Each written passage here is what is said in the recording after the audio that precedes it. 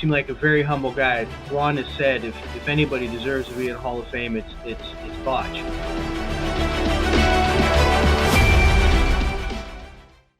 So today we have Dave Del Boccio, who is a CHANEY grad. I've had the opportunity to know some of his extended family, and I've, as my time coaching at CHANEY and doing this Once a Cowboy podcast, I have heard the name many times, and Ron Berdis talks extremely highly of you, and you were there in his early years, in I think 87, 88 when he took over. So I've got to hear a little bit about you. So I'm just going to be interested to hear some of your story. And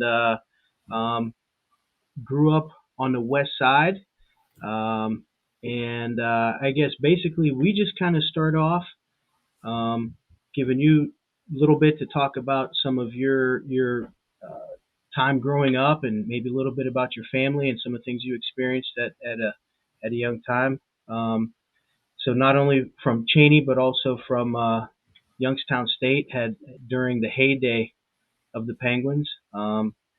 So we appreciate you giving us a little bit of time and talking to us. So if you just want to take a couple minutes, or and tell us a little bit about yourself and your foundational years, that's just kind of how we'll start. Thank you for having me on your podcast. What you're doing, as I mentioned earlier, is a wonderful thing. You're documenting history. God bless you on that. I grew up on the west side, over on the State Circle, behind the Maronite Center, so to speak, towards Cornersburg. My parents came from over Girard, where I had a lot of family. So I was very close to actually being a Girard kid. But I'm a West Sider through and through. We moved there when I was maybe 3 or 4. Growing up, you're always outside running around. We were playing football. I was playing with my older brother and his friends. So at a young age, you take a beating when you do that, and then you grow into that role. I grew in it because I tagged along with my brother. Playing with the older kids, and then when he started working out, lifting weights, when I was before junior high school, I started going with him, not realizing what a pain in the butt I was for him, but I went with them, and that was the upbringing. My parents, my mom's a homemaker, my father was a machine repairman at Packard for years. I'm proud to say he's inducted in the U.S. Air Force National Museum at Wright-Patterson Air Force Base on 2 separate missions. That was very impressive to find out, and when we went down there and seen it. He passed away a few years ago. He had a short illness, and he passed away. During that ordeal, I realized what a brave man he was. And if you live your life on doing the right choices, doing the right things, when you're on your deathbed, you have nothing to worry about, and that was his outlook, and it's refreshing. But then my brother went on to CHANEY. He was the original Botch nickname. I'm sure that's if I remember correctly, Coach Berdis. That got fallen down onto me. It's still used back in Youngstown. So I played at Westside Patriots for years, because that growing up, football was everything to a Youngstowner for the most part. I don't think I was any different. The Westside Patriots, Vonley Rogers, and then CHANEY. Started out in the freshman team. My second year was Ed Matey's last year. The following year, my junior year, Coach Berdis took over. And then I had my senior year. Then I was blessed enough to go on to YSU. And as you mentioned, be a part of those teams. Now, when you say you grew up on the West Side, in Youngstown, when somebody goes, "Hey, I'm a West Sider," what's that mean to you? What memories, what characterizations does that invoke to say and sum it up? I'm a West Sider. Uh, well, looking back, I guess it's going through Berdis's program. Uh, well, just football in general. You get knocked down every day, every play. I don't care who you are in football, you're getting knocked down. And I guess everybody gets up. The West Siders, I guess, well, Youngstown, it's a Youngstown thing. You get up. You don't look hurt, and you just get up and move forward. And that's the lesson I took through life is just you get hit. Everybody gets hit in life. You bounce up and you move forward. Absolutely. When you were at Volney, we talked about I talked about this with Ron a couple of times, and he couldn't pinpoint it. Do you remember who your Volney Rogers coaches were at the time? Do you happen to remember those guys? Joe Santangelo. Okay. And Harushka, I think they both had it. He was there. Okay. I think I'm saying that correctly. I might not be. Well, yeah, we've asked a couple guys, and they weren't quite sure. We heard the name Santangelo, and the other one, I didn't. Do you know if they were teachers or they were just kind of? Yeah, no, he was a teacher. Harushka was a teacher. I think he passed away a handful of years ago, more than a handful, but. And then when you got to CHANEY, you guys were on the You said you were on the freshman team. Who was the freshman? Do you remember the freshman coaches for Ed Matey at that time? Yeah, Joe Colella and Ray Clempe. Okay. Wonderful guys, wonderful people. And I think the name Colella was there with Ron too in that transition. Is that? I think so. In that. Yeah. Yes. Okay. He stuck around. Now, you mentioned that your older brother Todd was your blueprint, the guy that pulled you along and kind of cleared that pathway for you into that sports life. Very much. I understand he was a lineman. He played defensive line and outside backer. I could be wrong. So, watching him and seeing him forge ahead of you and kind of getting that sense and that idea of what it takes to play this game, what things did he impart to you, and what did he show you, or how did he push and motivate you as you were entering the game? Well, first off, we talk about, the Youngstowners in college. And, there are just so many, here. Back in the 80s, the mid 80s and the early 80s and even the 70s. That were the late 70s, what I could remember. And you're seeing all these Youngstowners going to these colleges, so that forged in. I'm a Youngstowner. I'm going to go to college, and then you start learning what that means. And yeah, he took me down I was going down the YMCA, 6th, 7th grade, working out, hitting the gyms, running steps. He showed me that, and we're doing this in February. Matt Emmerich was there too. He's another Cowboy alum. And that's where I learned it, and I took it, and from there, didn't stop for a couple of years.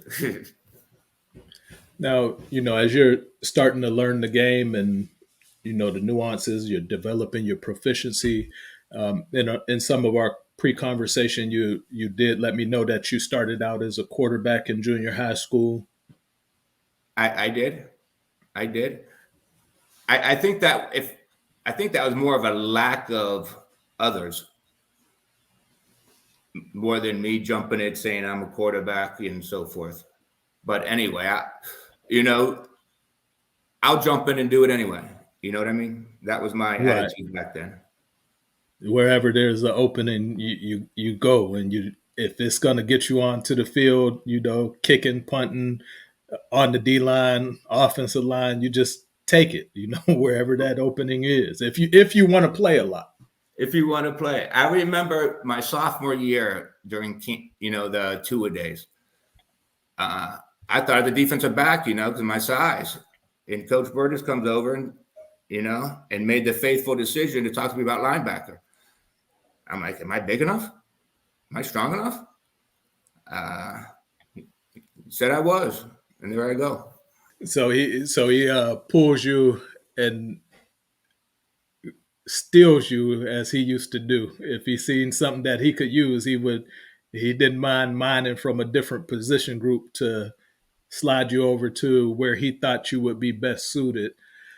So to me, I played under him as well. I think sometimes when coaches evaluating talent and making decisions in terms of where he projects you, it's always from the standpoint of what's best for the team.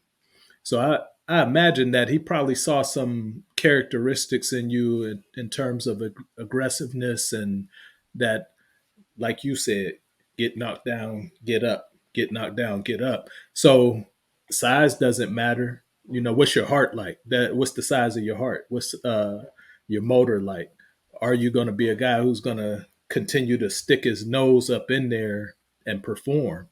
Are you going to back down or shy away from contact?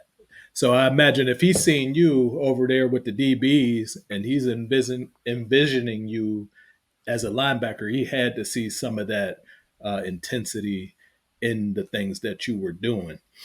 One of the questions that I had, and it's kind of in this same realm, uh, do you recall, in those early years of your athletic development, did you have any nemesis uh, growing up, that one guy that you might come across at a young age that, every time you're going to play him or face him, it's going to be his A game and you got to bring your A game?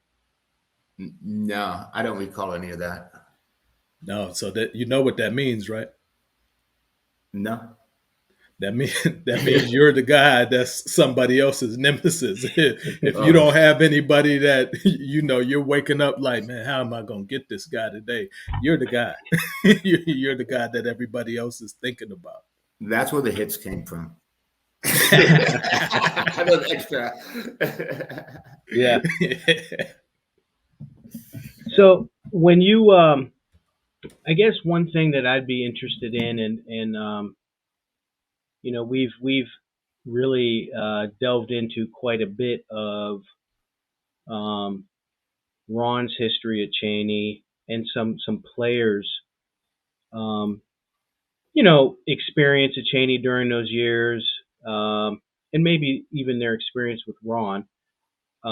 You had the opportunity, even if it was young as a freshman and sophomore, to be in the Ed Matey program, and then to be in the Ron Berdis program, and not what's better or worse, but what were some of the differences that you kind of, I don't know, saw or experienced, just maybe even philosophies, or both of these guys are well-known coaches.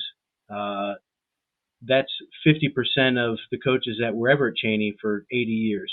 So I guess it's just a little bit different perspective that you might have than others. Is there anything that you noticed or thought about between those two, or even the transition? Well, when you think about it now, going through it, you don't know. You just say, yes, coach, with your head down, and you go and do it. Looking back now, when Coach Berdis took over, he put a system in.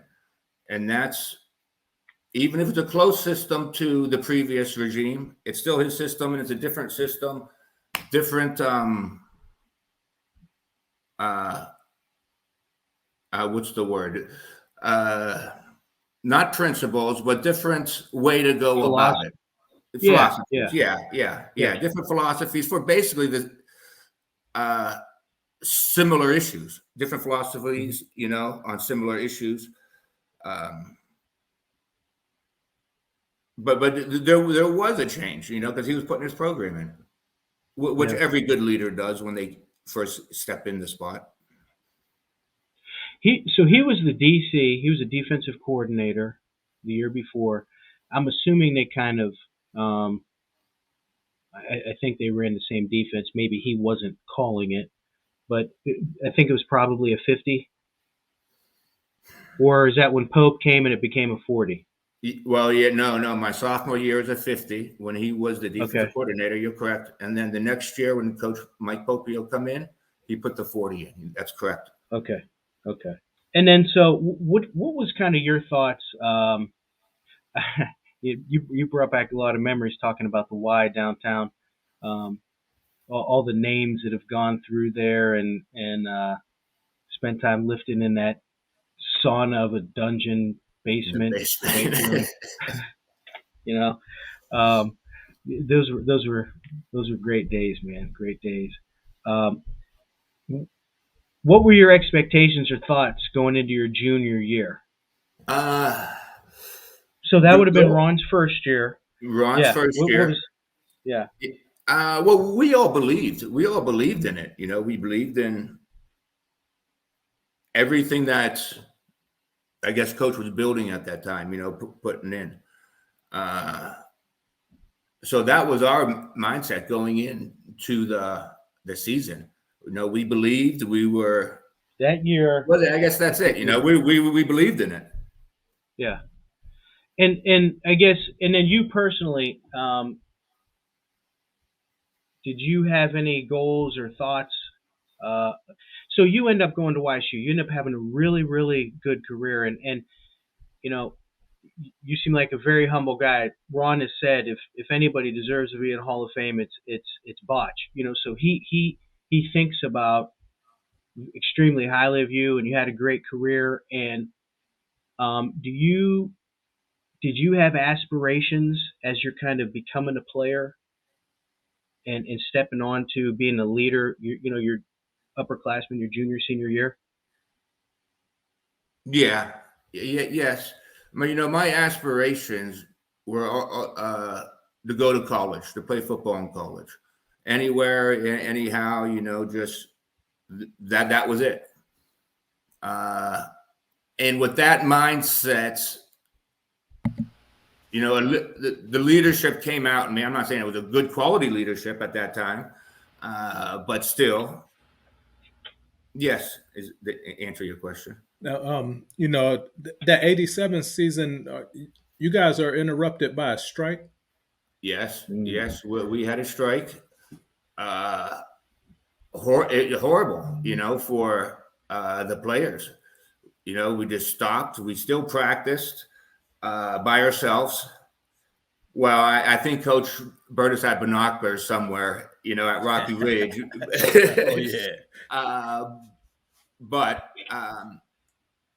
it was stressful. It was stressful, And the one thing I remember about that, we just kept going forward. Even though we didn't play a game, we still went to practice, just kept going forward. And I don't know why. Looking back, you're not playing, well, Coach Berdis is why, put it that way. Now, if you can think back to that time period and that moment, and like a lot of things when you're a young teen and adversity happens, it seems like it's the worst thing that's happening to your life in the moment. But you're a junior. You know that you have at least another season if this one gets wasted, for lack of a better term, for you. But for those seniors, are guys shaken by the prospect of losing games off of the schedule, not having an opportunity to put together enough film or, have that breakout season? Can you speak to that? Well, not for those guys, but absolutely, because, when you're going into your senior season, you have high hopes, you got big dreams, you got everything. And now when that's taken away by something out of your control, yeah, you think about all those negative things. but I can't speak onto that. It didn't happen to me personally.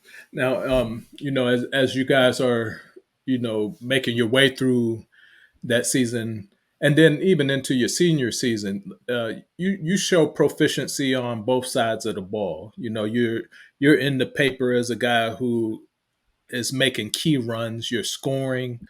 I believe one of the seasons they had you credited up through the ninth week of the season at least with 8 scoring touchdowns and a 2-point conversion. But from everything that I've always heard about you and the way that you were mentioned, because even during my time, I come into CHANEY in the fall of '89, which is the season after you graduate and head off to YSU. But for those 2 seasons after that, Coach Berdis has a tendency to use great players as an example for the upcoming team, and that name Del Boccio would get said a lot uh, during the course of conditioning, or if we're having a sluggish moment or a sluggish practice, your name would be invoked. Effort and finishing through, not coming up short in front of the line. They would say, Del Boccio wouldn't do this, Zordich wouldn't do this. So you're one of those people who made your mark in a way where you get almost branded as what it means to be a CHANEY Cowboy, what it means to play football the CHANEY way. And you may not have been aware of that, but that's important for guys who want to be successful, who want to succeed, is to have those examples in front of you and something that you can reach for. That's a hallmark of CHANEY anyway, because when you come into that school, you see the pictures all over the lobby during that time. You see the large portrait. We're fortunate enough to have a Heisman Trophy winner as one of the alums in our school. You say the name Mike De Niro on the West Side, and traffic stops for a few moments there, and rightfully so, because there's a way that you play football when you're from Youngstown, and when you may have experienced it moving up to that upper level. When you get outside of that area, you start traveling in college and going to other regions, seeing other styles of football, learning different techniques, learning different terminologies, and facing off against different competition. You always have that Youngstown, bring your lunch pail to work. It's not going to be finesse with us. We're coming for the collision. We're coming for the tackle. We're coming for the win. Um, what is that like for you, facing off against those other teams in the city during that '87 season, that '88 season? You're transitioning from the old guard, which would have been Coach Matey, to Coach Berdis's vision and the direction he's trying to lead the program, and then you're intersecting playing against some great South program. East is high at that time, and then Rand is always still going to be scrappy. They're going to have their guys. They're going to have their players. I know Derek Lewis was one of those guys that you would have had to bring down, and whatever the record says, he's undefeated. So can you tell us a little bit about some of those games during that time as you're experiencing your junior and your senior year at CHANEY? There's just so much talent in this city that there. You mentioned Rayan. They had from Greg Powell to Leroy Adams and everybody. They're just great talent. It was just, it was fun going in. You're playing against this talent. It was very, very enjoyable. You mentioned the Youngstown mindset that they all have. When I got to YSU and we won the championship, that was an 80% the Youngstown team that did that. And that first one had to be more gritty than it was a gritty way to go. And the Youngstown style did it. But when you said the athletes in the city were just tremendous. And now, do you have particular memories of like which teams that you wanted to get the best of? Was there anybody that was favored over the other? I know, a lot of times Fitch always gets brought up as the CHANEY rival, and I understand that in terms of proximity, in terms of those kids competing against each other in Austintown. West Side is little league baseball. Um, you know this community versus that community.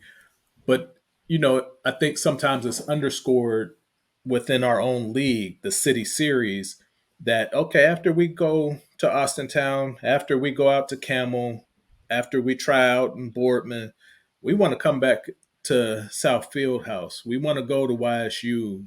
We want to play Rand. We want to see Wilson, because those are your peers and those are the guys that you're competing against for that title, for that chance to be city champ. So, 87, you have Ray Merrill and Tamron Smith over at South. You have Ray Isaac over at Rand during those times. Kevin Harris over at Wilson. You see Buster Stanley and James Stanford over at East. So they're as great as the SVC is. I can't take anything away from them. You have a great Mooney team with Eddie Thomas, Ray Allen, Vecchione. You have the Ursuline-led teams. You have Jason Marucci out at Boardman being a really great high-level back. But what is it like for you knowing that, to get a title, to get a championship, I have to go through these guys over here. We got just as many Division I prospects right within 680 as you guys have outside of it. So what does that mean to you? Well, I think the city series was more of the old cliche of a dogfight. Yes. No matter what the records are or who's what, when you're playing a city team, it's a dogfight. You're going to be scrapping. And the team I had in mind, the city team I had in mind, would be South. South was my team. And the reason for that, the assistant coach, Gene Montarelli, was for the older brother of one of our players, one of our teammates and a dear, dear friend of mine. So that always had an extra smile to it. Now, in a funny story, I got to say this story. After we played South our senior year, because we had a teammate, Montarelli, and Gene's brother there, the South players almost kidnapped him. Not beat him up and throw him punches like you're seeing today, but it's more like harassment, pull them over their sideline, not letting them go. It was kind of funny.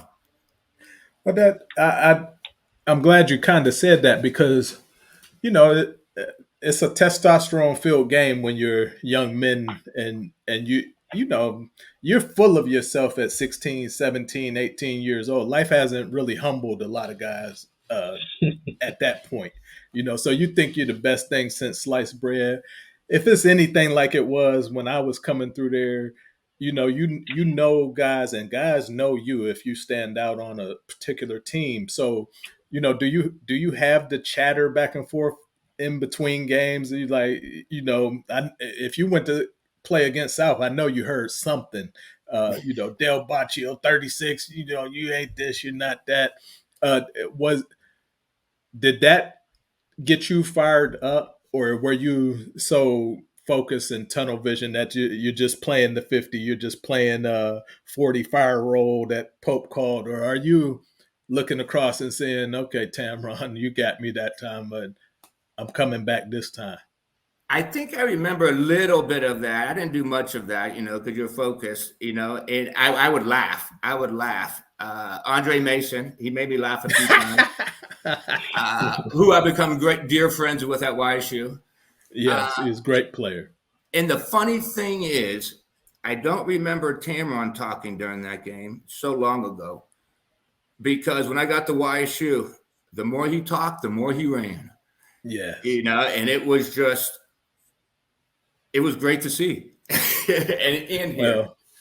Well, I'm a South Side guy who happened to play at CHANEY, so anything that you can't say in here, I already know what it must have been like, because that's part of our game. If we can psych you out and get you off of your square by stand chirping in your ear.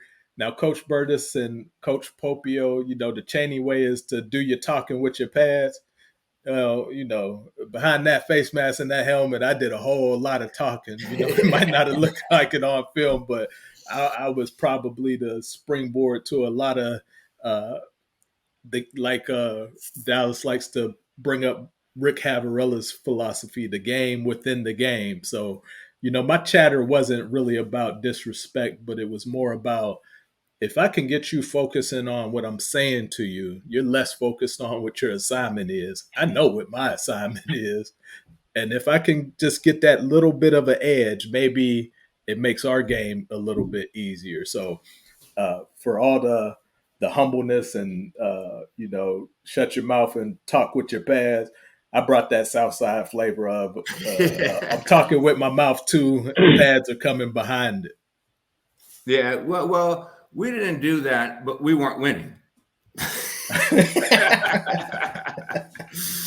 Yeah, what was one of the questions I wanted to ask, and as we're thinking about it, and now 87, strike field year, 88, disappointing year, but and there's no such thing as moral victories, but you guys are losing tough games. You're playing tough.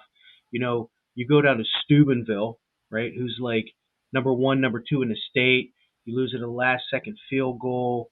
At different times, there's no moral victories, but you can see you're close. And so you go through that for 2 years, and then all of a sudden you're playing on at YSU, gearing up for playoffs, national championship teams. How what was the other side of the coin like there for you, experiencing one half and then being uber successful in the second half? I So, guess Coach Tressel had his plan in place at that time. mhm. So by the time I got there, he had his program up and running the Jim Tressel way, because he got there 96. So yeah, and I got there in 88 or 80. I'm sorry, 89. I guess that's the big difference, where Coach Berdis was on step one, laying that first brick into his program. So by the time I got to YSU, that program was a couple years further along than the CHANEY program, if that makes sense. Yeah, yeah. And what do you think? So you as a person experiencing, as a player, what was the excitement like, or how did you feel, winning 8, 9 games a year, going to a national championship? What did how was that different than playing your tail off and coming up short? Expecting to win, believing you're going to win, expecting you to win, and if you don't win, it's because of you, mentality. That's a good feeling, to be able to strut around that when you're walking on the field, or you walk into a stadium and it goes quiet, by your appearance, coming out, let alone the play. What was, as you kind of transitioned out of high school, and I kind of jumped in front there a little bit. I was just thinking there, why did you choose YSU, or what was your approach to deciding to go there? Were there some other options, or what was that process like as you're ending your high school career, transitioning to college? I don't remember much about it. I remember, YSU coming and some MAC schools coming.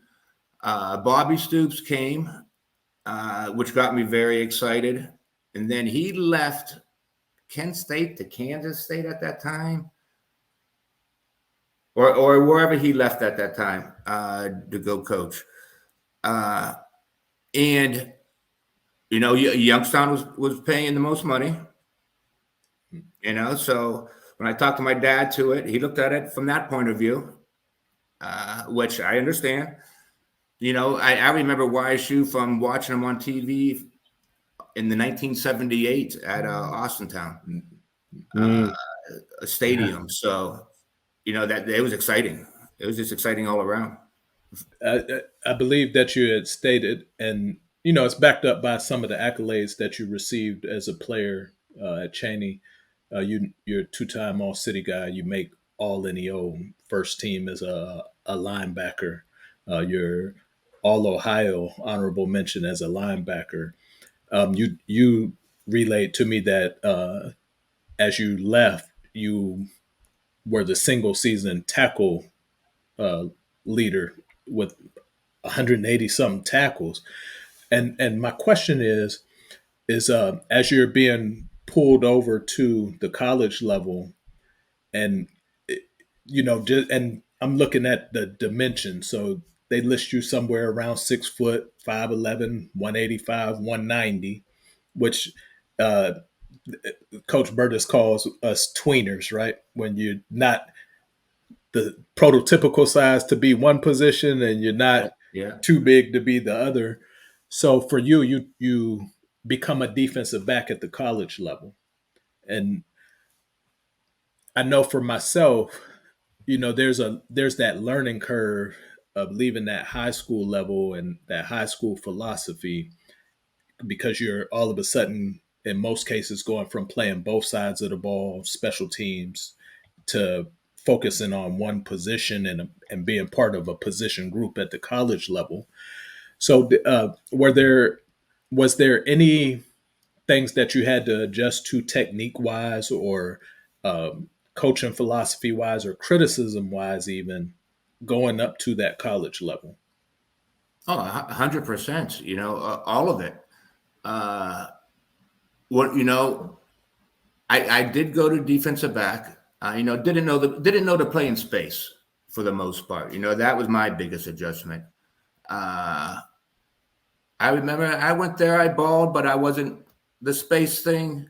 I wasn't used to that. That took me a while to adjust to. That critiquing of your game, in high school, sometimes you get that brim and firestone of the coaches when you have a missed assignment or you're not playing up to your best. But in college, because I think for the time that those coaches put in, it's their full-time job. Their football, 5 a.m. to 10 at night, breaking down film, preparing, strategizing, getting the practice schedule together, trying to see who's ready for the rotation in that particular week.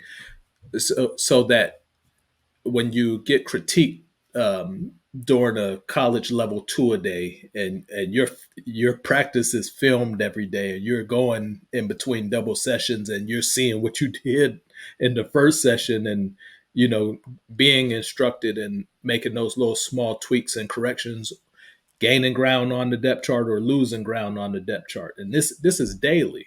And I think it's important to kind of say that and put that out there for those kids that may not have gotten to that level yet, and they have these visions and these ideas of what it's going to be like. You see the glory and the pageantry of what's on television, but when you're ascending and making that transition to that level, football gets a little bit more cerebral, a little bit more scientific, because it's pinpoint.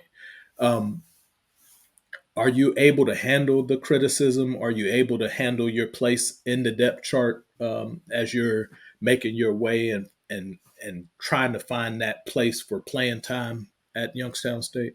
I just plugged away, and went with it. If when I was focused, you put everything into it. then whatever happens, so be it. It's if you don't put that effort into it and things don't go your way is what bothers me. So you don't let that happen when you're focused. When you lose focus, that goes a different way. But did that answer your question? Well, what, however you answer it answers my question because it's your experience, it's your perspective. Um, so that's kind of a setup question because there's I think sometimes we don't talk enough about the mental side of the game in terms of how things affect you. So is there ever a point, as you get to that upper level, does football ever break your spirit? Through the times, of course it does. I want to say one play it does, then you forget about it and move on. Yeah. Uh, you're right that critiquing is every step, and that's stressful. That's stressful, and as you mentioned before, the time you put into it, it's 80 hours a week, 60 hours a Yeah. week, 80 hours a week in the off season. Um, so there's stress in it.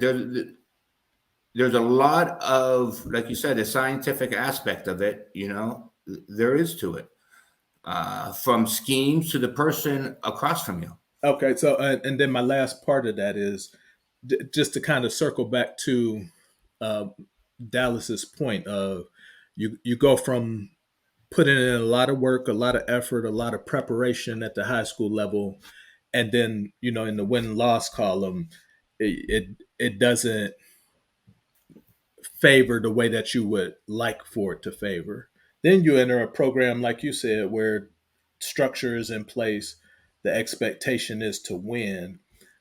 Is there a different level of perception to you as a football player, coming from a team that may have one win, two wins, to being a part of a program who's nationally ranked, winning national titles? Do people perceive you differently as a winner versus a person who's trying to just get one win, two wins, three wins? At the time, I can't answer it going back in my mind years ago. But looking at about it now, it almost has to, to a point, to some level, very much so. And that goes into that affects your focus. All that affects your focus. You've mentioned focus a couple times, and I wonder how your experience, um, being a hometown guy, growing up on the west side, going to school, I don't know, 3 to 5 miles from YSU. Um, what was it like playing at YSU, being from here? Was there any? Was it a positive thing? Was it a negative thing? Or were there elements of both? It was special.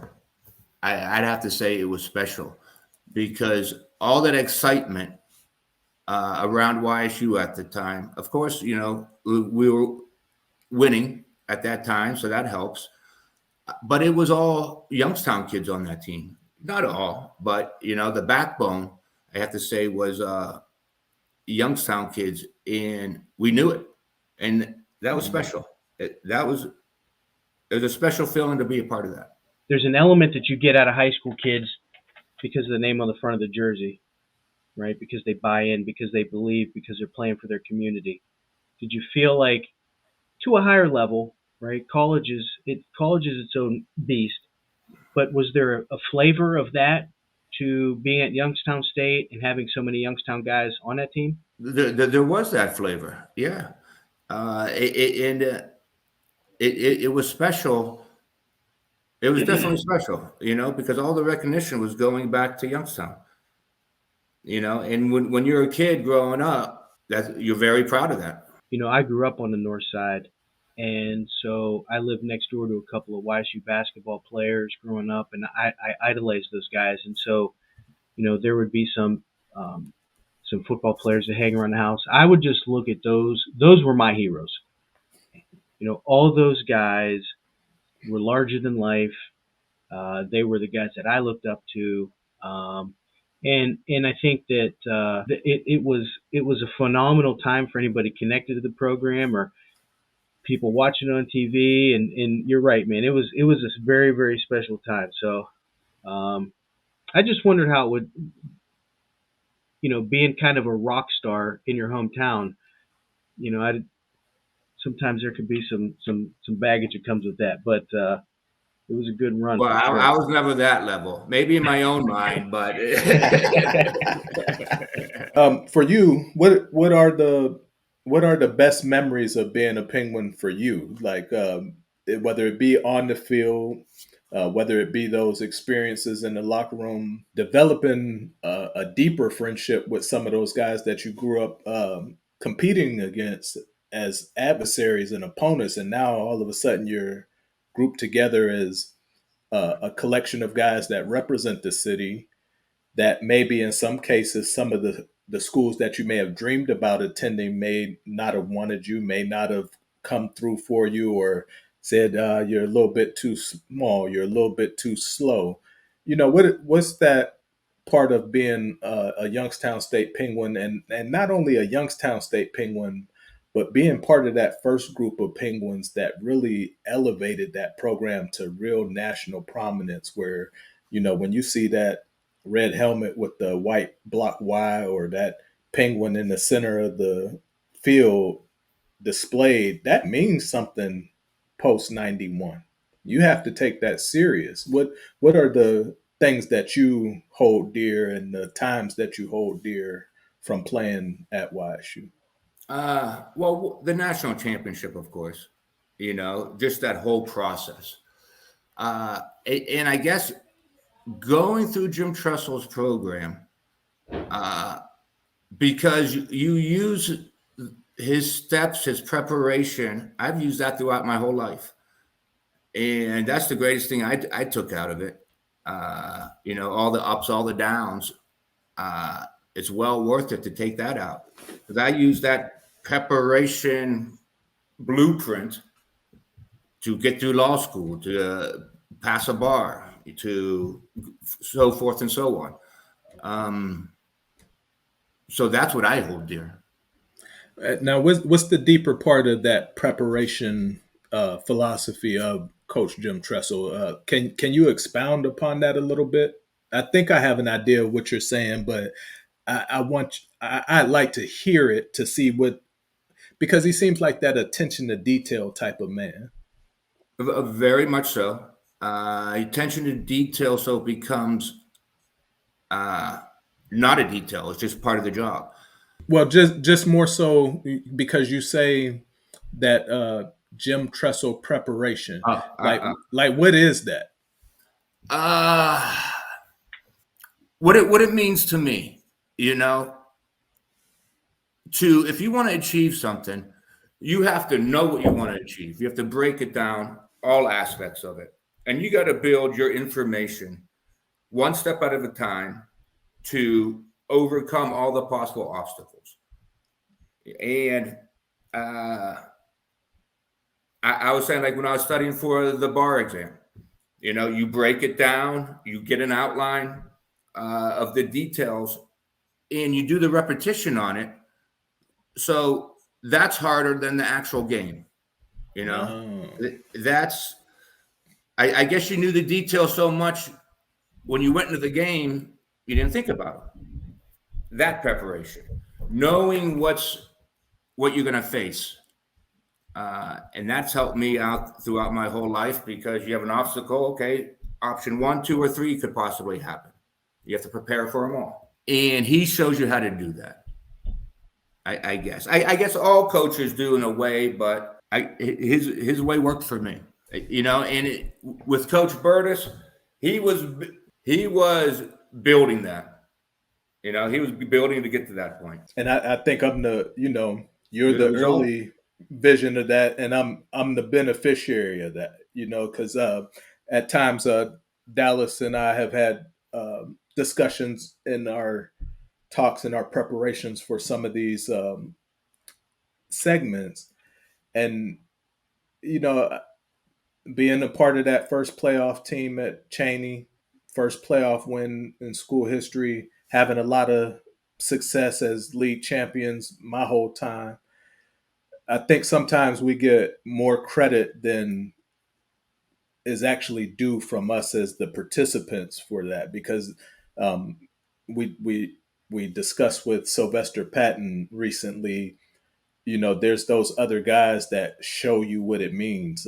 Matt Gilchrist, um, Coach Lamonji being a former player who was admirable on the field, but as a coach, it meant something to him. So what he imparted into us and helped us achieve, that's a function of his own toil.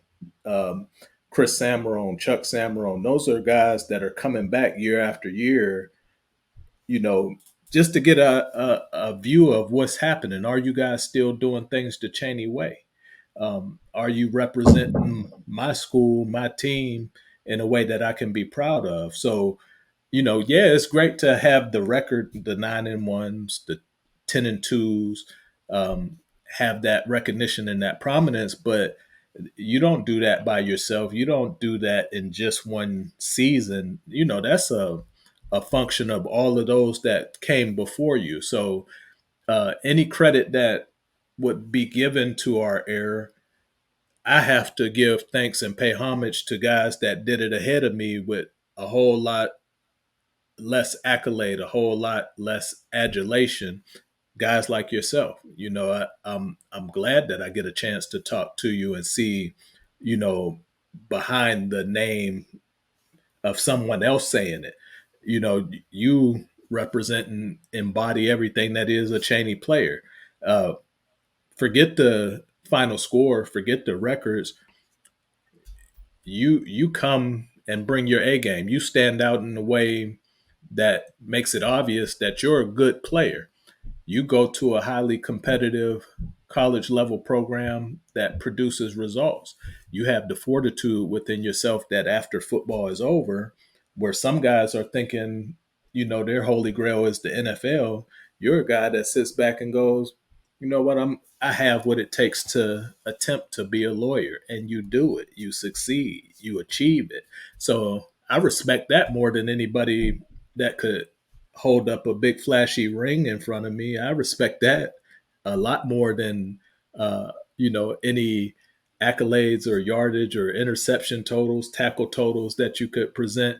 You represent a man who's been consistent. You represent a man who's achieved, and you just been dedicated. That's what life is about. It's not about those 10 years that you may get to play a child's game. It's fun. It brings some things to you for the moment. It may give you some notoriety and recognition, but life is a lot longer process than that, and you have to have other parts of your makeup and your fortitude as a person to be able to duplicate that in different arenas over the course of a lifetime. And just from some of the information that you've shared with me, I don't have to ask you. I can see it. It's evident in who you are as a person. God bless you. Thank you. Yes, sir.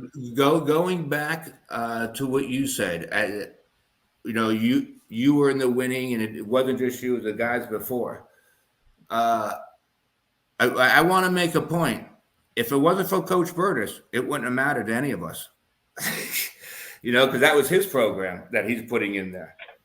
And it was the program that made everybody successful, in my mind. Mm-hmm. So yeah, we started it, and we put the first couple of blocks on that foundation. But it wouldn't have mattered without Coach Berdis and his philosophy and his program. And I think you're right. One of the things that doing my research with through this other podcast, Ron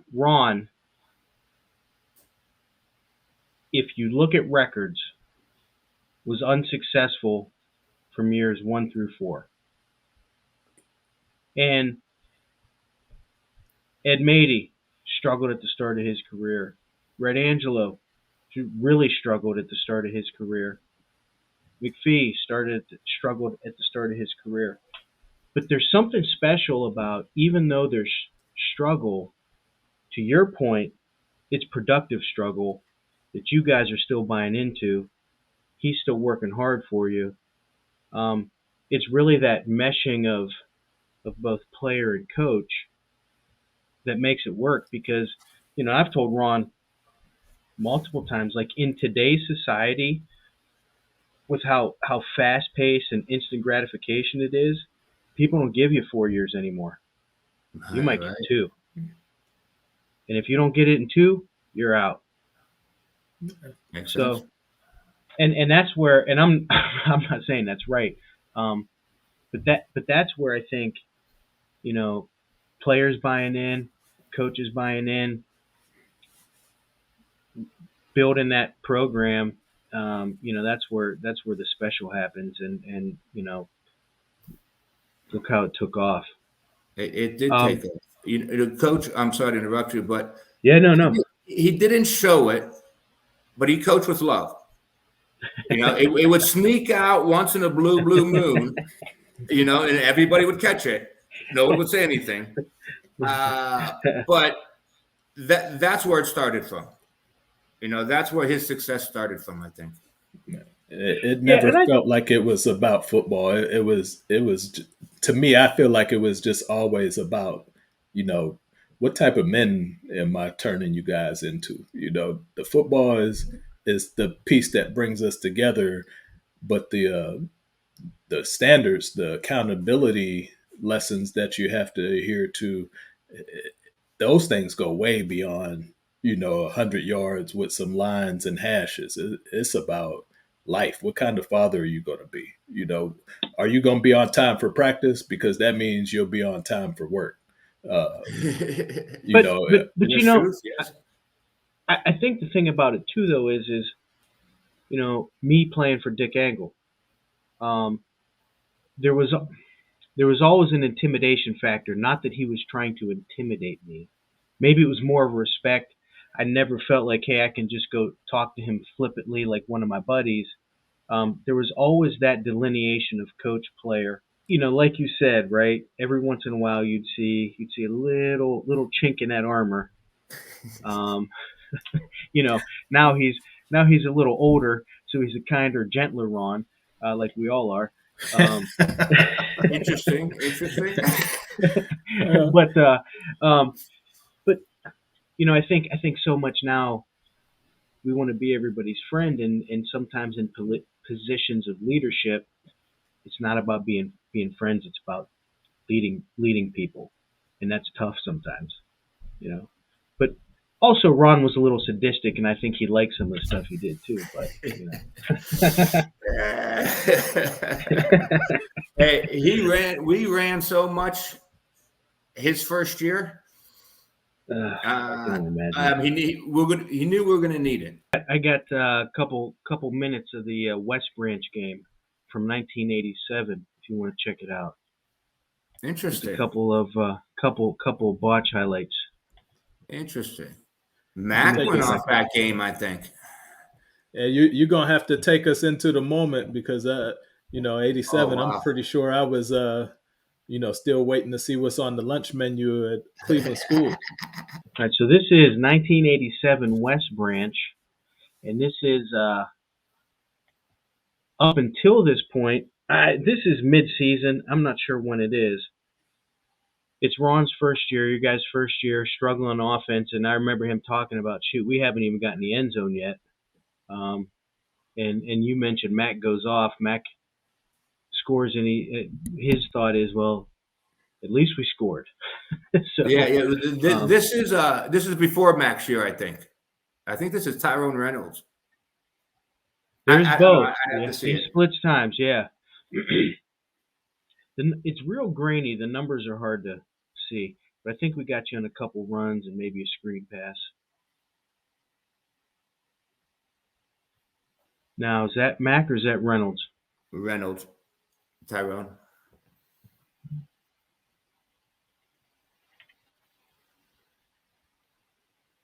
That's the old VHS. That's not the video. Remember those VHS? Hey, they were heavenly compared to the roles that you had to watch The film real, the on. real. I remember watching these videos, and it was clear. You know, it was the best quality you could think of back then. It's a little different than 4K, right? I think this is you here. Boom, little trap, getting up, celebrating, right? Number 36. Yeah, yeah. There we go. I Celebrating think my there was 3 some yards. talking going on right there. That was some talking going on right there. Now, is this you here? I can't see the number, but I think it I is. think that looks like me.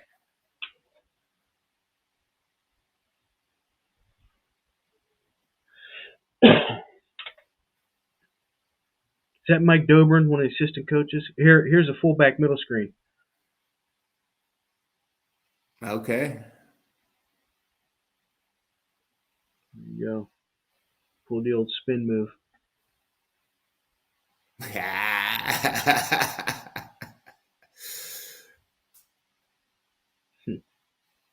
Very cool.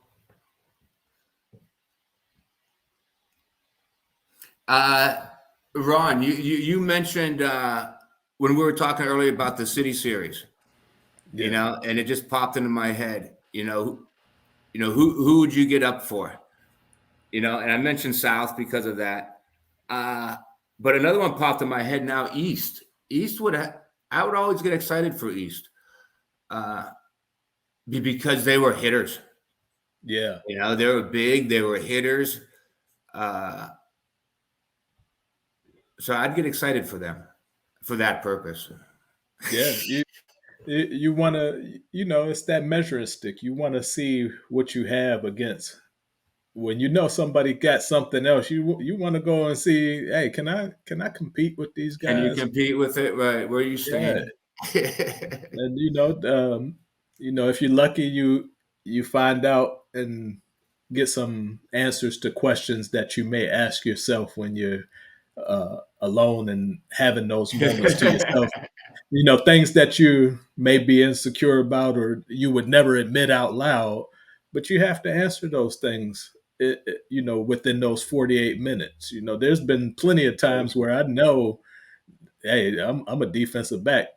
If this guy breaks through the line, I'm not certain that I can bring him down by myself. And then you get that first pop, he falls. You're like, hey, wait a minute, I might have a little bit more than I thought I had. So, what are some of the things that you've taken with you through your time at CHANEY, being with Coach at Matey, being with Berdis, your time at YSU,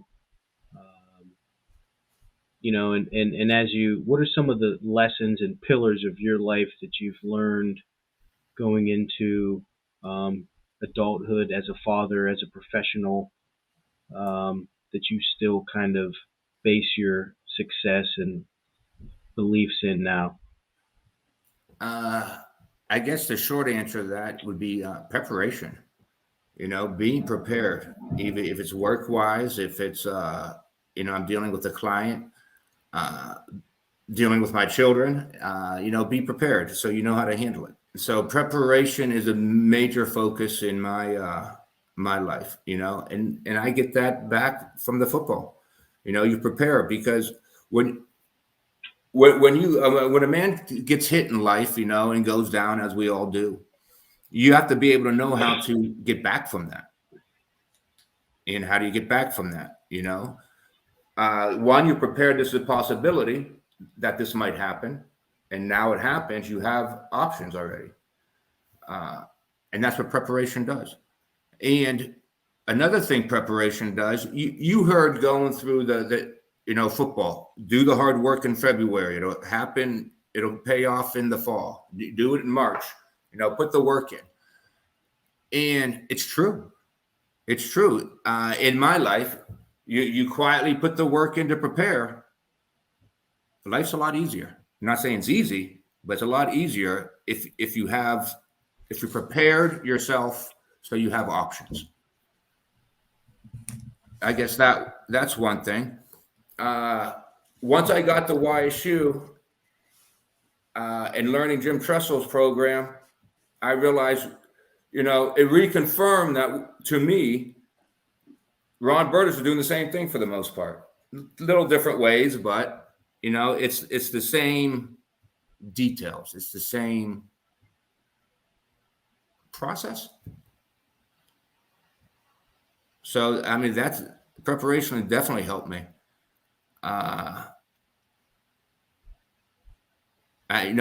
Taking the bar exam, I prepared so well for that. The bar exam, it's not easy, but I finished early and confident because of preparation. And that's what you have to do every week in football. You get ready for the game. Forget about on Monday or Sunday, you forget about the last week and you start focusing on your next venture. And then that's life. You have to keep moving forward. And you talked about the bar exam. What kind of law do you practice, or what are you doing now? What I did for 15 years was construction and oil and gas over in the Middle East, doing constructing offshore oil platforms, and the operations of that. So that's what I did. There's various construction sites, from a man-made island out in the Middle East. I was an attorney with, to the oil and gas fields out in the Arabian Sea. Now I came back because that job was ending. It's time to come home. COVID hit in 2020. I came home that summer, got another plan, prepared, got another plan, bought my wife a childcare school, and moved to Florida. And we're operating that. And as the preparation and keep on moving forward, the lawyer I'm becoming now is representing the daycares in Florida. Okay. So that's preparation and moving forward. Yeah, that's is there a lot of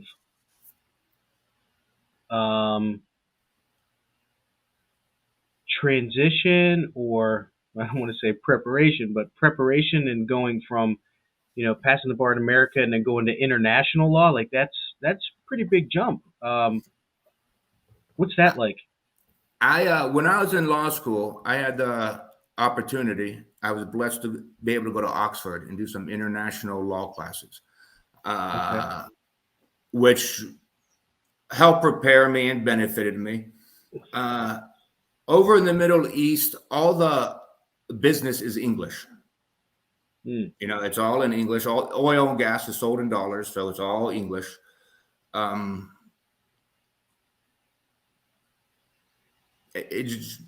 I was in construction in Michigan as an attorney, because my background was a union iron worker before I went to law school for a couple of years. And it's a lot bigger over there. So the transition is, instead of doing a $10 million contract in Michigan, you're doing a $10 billion contract over in the Middle East. That's the difference. Yeah. Jeez, oh man, holy cow. And part of it is, once I start doing those big contracts, I'm prepared. So I'm acting like I know what I'm doing because I'm prepared. Am I acting? I don't know. I think I know. You know what I mean? This sort of right. No, hey, that confidence you play in your head. Well, speaking of that, some of my colleagues, my boss, he had I don't know if it was high blood pressure or whatever. He collapsed because he couldn't handle the stress. Another colleague would do it twice. I did it twice over my years there. It didn't happen to me I think because being an athlete, you know how to do some stress, or I guess internalize it because it all came out here. But it was Mine is stressful. not coming out here. Put some ice on it. You know, Are there a lot of Americans over there? There were about 10,000 when I was there. Okay. Yeah. Well, they have the military base there, but outside of that, you have about 10,000. Is how was that for you to transition culturally? It was a big transition. Yeah.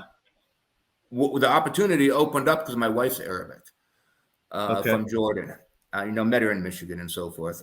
But going over there, she filled me in on everything I had to do and so forth. And a funny story about this. When we went over there, I went over first for the couple months, and I got my driver's license transferred over, American, no problem. Well, but 2 months, 3 months later, by the time my wife comes over with her American driver's license, something happened where they changed. So she had to go to driving school and take a test and so forth to cut her driver's license. And my wife's telling me, here's what you do. You walk into that supervisor's office. You're American. You say that. You do this. You do that. And you tell them to sign this. I'm like, what? Yeah, I'm not going to go do that. Walk behind the counter and go back there into his office. And no way. She goes, you do it. So acting, I went in there, acting tall, very politely. He's in the middle of a conversation. Hello, da-da-da-da. Hey, you need to sign this, sir. And he signed it. Right. And I walked out just sweating, waiting to get arrested and all this stuff, in a foreign country. But my wife knew the ins and outs, put it that way. So I had an upper leg. Wow. But he's talking about scared. Put on the chin strap and walking in that office. She sounds like she would be a good offensive coordinator. She got a strategy, man. So there was a learning curve over there, but what everybody don't understand, people are people. Working class people are working class people no matter where they're from. And they're wonderful. The Qatari people are wonderful people. The only difference I found out, and I was telling Ron this, out of all the people I met globally living in the international city of Doha, is city folk and country folk. Yeah. That's the difference from Pakistan to America to China. Well, I'm leaving China out because I don't know. But, Europe, it's country folk and city folk. And, you had a life of varied experiences. I'm sure at this point in your progression, you've got a very wide view, very deep view. It sounds to me like, from what you had told me, your kids weren't even aware of your prowess in your previous life as a athlete. And, I think sometimes, once we settle in, some of the bite gets taken out and it's just replaced with bark, because your kids just have a way of plucking at your heartstrings, and you want to see them experience and have the opportunities that you may not have. But looking back and listening to your story, getting to spend that time with you and hear, your process, your rise, your not so great days, and then, some of those days where you didn't know if you would ever have a bad day again. If you had one more down, where would it be? What would you do with it? Who would be with you? I'm not strapping anything up. My body hurts now. This is in your prime. It's hypothetical. It's scenario, and it doesn't have to be you as a player. But if you I'd take my old team back. I'd take that old team back. Which team is that? The 88 team. I'd take that Okay. 88 team and go back. Give me a young Mac. Give me a young Mac. I don't know how he aged lately, but give me a young Mac. So where you at? It's 88. Where you at? What you doing? What down are you repeating? Right now, I'd say blocking a field goal in South for some reason popped in my head. It's been a pleasure. Watching my son do it. That's my last down. Okay, That's a good and one. That's a good one. that's still in the process, as I understand. Yeah. Okay, he following in Dad's footsteps a little bit. No, but he follows the football. He's fast, but not really. Not really. Which is a good thing now. Not all my footsteps should be followed. That's right. And it's been a pleasure, getting this insight, and two Cowboys and a Irishman getting a chat for a few moments. But I guess Dallas is he's an unofficial Cowboy. He put time in. He knows the ins and outs.